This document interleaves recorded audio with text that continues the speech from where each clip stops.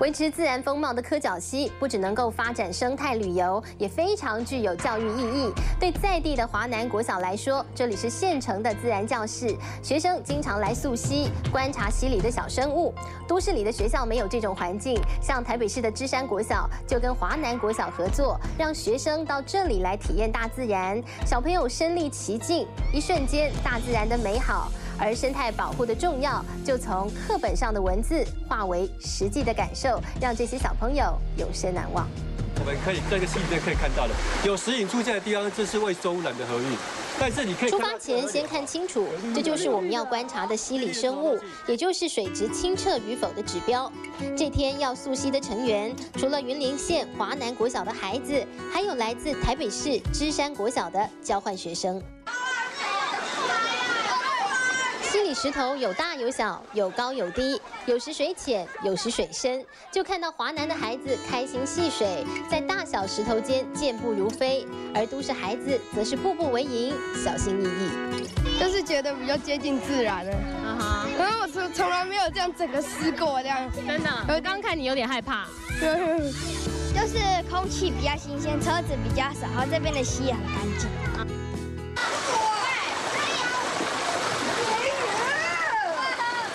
我们这边最常见的两种陆蟹，好，这是陆生的泽蟹，一个叫做黄绿泽蟹，一个叫拉氏清溪蟹。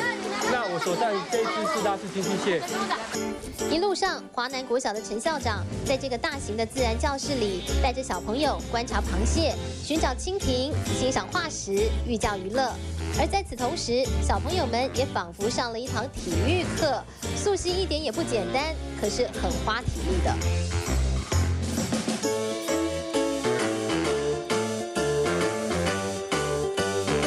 这大概是有史以来我最难忘的采访经验了。我们刚刚看到呢，从下游啊一直呢往上爬，就要像现在我这样子双手双脚并用，才有办法。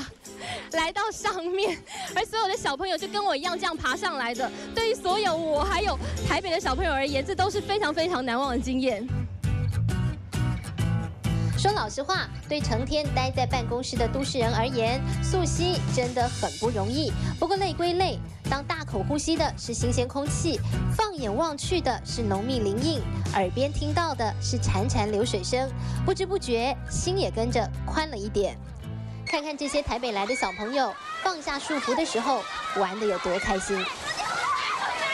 来过这里的孩子是幸福的，因为这绝对是永生难忘的生态之旅，也因此才会让台北市芝山国小的校长每年必定送学生到云林来朝圣，自己也亲自来感受这份难得的经验。